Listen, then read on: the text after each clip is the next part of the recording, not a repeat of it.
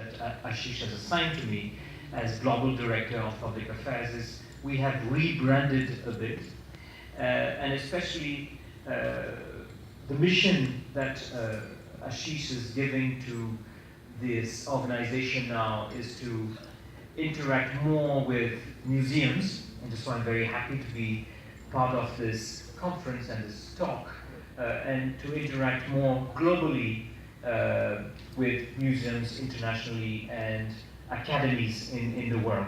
So myself, very briefly, and you'll see it later on, I'm Indian and French. I'm born in New Delhi. I left India when I was 7 years old, and I've been brought up in France, in Paris. I served 12 years the French Ministry of Foreign Affairs, so I'm very still involved with that side. But then 20 years ago, I was back in India. I had a posting in India, and I decided, like a few months ago, to come back and to work as an Indian, as an OCI for Indian institutions.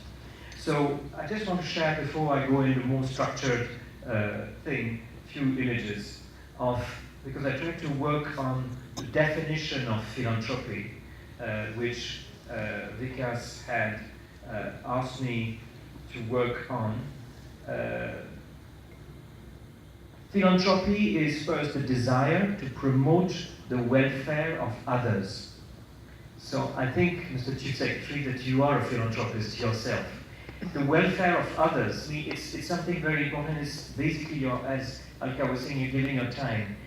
You express that philanthropy, especially by the generous donation of money to good causes. So art is art a good cause. I was very intrigued and happy to hear Alka talking about the art market, which me, as today in a private gallery, I won't talk at all.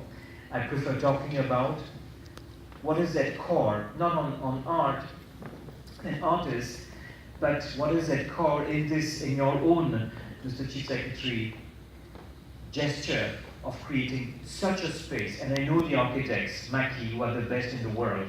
You have really chosen the best in the world, you can see it. You are creating a space, physical and a mental space, which is a generous space, giving time for artists like my friend Tatindas, who was here, and scholars, professors, and also the youth. I know that this is also under the authority of art architecture and youth, which is, I think, a model in India. So before we come back to India, where I am to learn, I want to share what my own experience in the world of art abroad has been. Coming back to philanthropy, I'll show you these few images. As everybody may know, this is a famous Botticelli, which is in Florence. Florence, as you know, is for the Europeans, which I am also, and as European as I'm Indian, the heart of the philanthropist movement which started in the Renaissance, where Combe I, one of the rulers, gave time, money, and space, which is now the Palazzo Uffizi in Florence, for artists to come and work. And this gave, and I saw Jatin's Das painting that you have commissioned. This is basically what happened in the Renaissance in Florence, is you had the ruler who gave a space and gave time to Botticelli to paint this painting, which is one of the most important paintings, say with Mona Lisa, or that painting Salvador Mundi, which you saw. In Rome, this basically, he was the first Medici.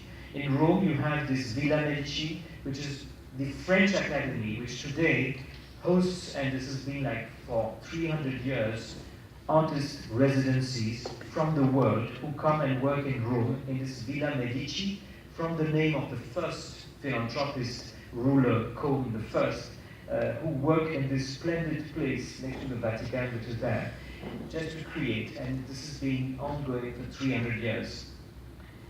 Just another image, this is Louis XIV with Ingres and Molière. Ingres, one of the most important painters, and Molière, one of the most important men of theatre, and Louis XIV, the ruler who did Château de Versailles, who gave time and space to the artist. And as you know, Château de Versailles today still has that tradition of art because it hosts contemporary artists once a year to do, this is Joanna Vasconcelos in Versailles, to do an exhibition, or this is Liu Fan from South Korea, who did a fantastic exhibition in Versailles. Why Versailles? Versailles actually, Louis XIV left the Louvre to the artist. The Louvre, you know, today was basically, before Versailles, the center of power. This is the Louvre today. He gave the Louvre, which became, you can't imagine, this.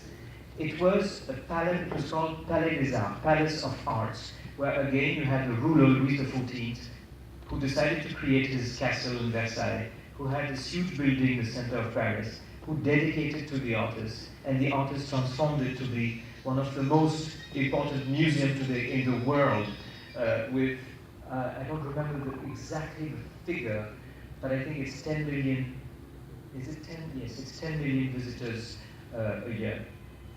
This is Cour Marly, where this October, DG, we're going to organize for Indian artists and Indian thought leaders a dinner during the FIAC, but I'll tell you that later.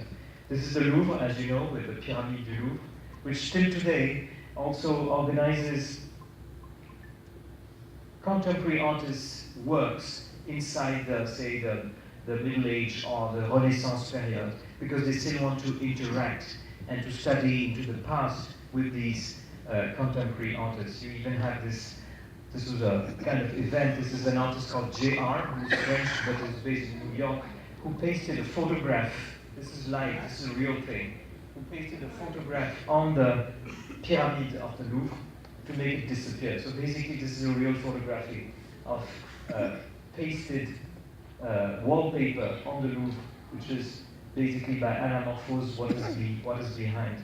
This is Macron, just because he's in Delhi today, he was in Delhi yesterday, our president, who celebrated his victory in front of the Louvre, to say how important power, art, culture, and artists are till today, and it's a tradition, as everybody knows in France, but as a French, I was happy to remind that and see maybe how we can contribute to what's happening over here in this fantastic state, which I want to visit more. I want to go to the university. I want to see how it's connected with all what's happening in the state. And Subodh, as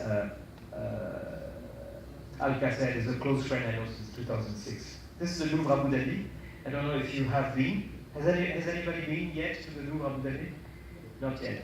I urge you, if I may, to go to the Louvre Abu Dhabi, because first they're neighbors of ours in India. It's just 3 hours, 15 minutes flight. So it's maybe as long as doing Delhi to Trivandrum. It's very close. And India, as I was with the director recently, is in their first circle of priorities. What is the Louvre Abu Dhabi? As you know, it is the Louvre collection, but with this, again, it's the rulers of the Emirates. It's not French, it is Emirati, who have decided to put art, culture, at the heart of their building of their nation. And so they invited the Louvre, they invited Jean Nouvel, the architect, to think of something which would melt in that environment to create this fantastic museum. And again, India is a priority. The Louvre Abu Dhabi wants to work with museums like yours.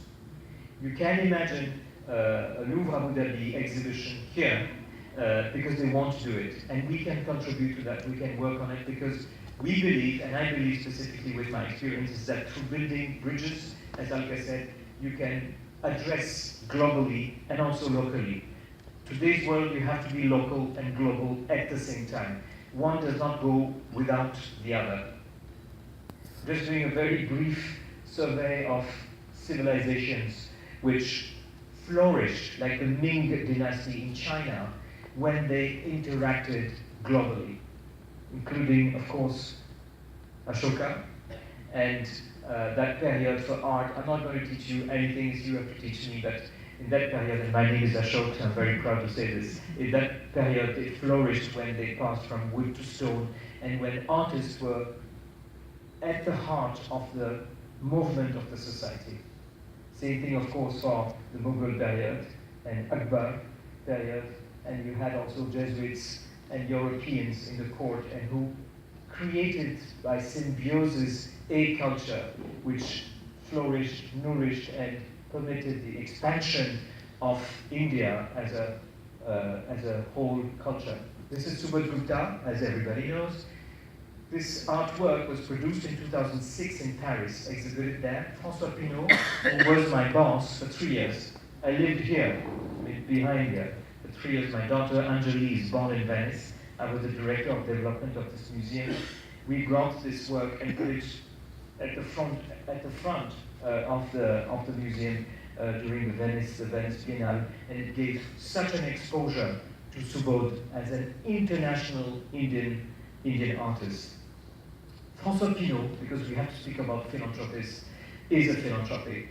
Philanthropist. He's one of the most important